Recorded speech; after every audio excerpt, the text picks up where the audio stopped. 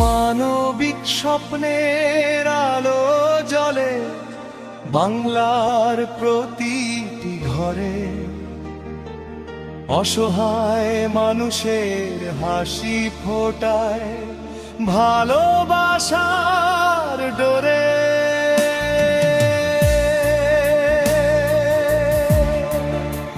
K M শাকিলের স্বপ্ন নিয়ে এগিয়ে চলে দল,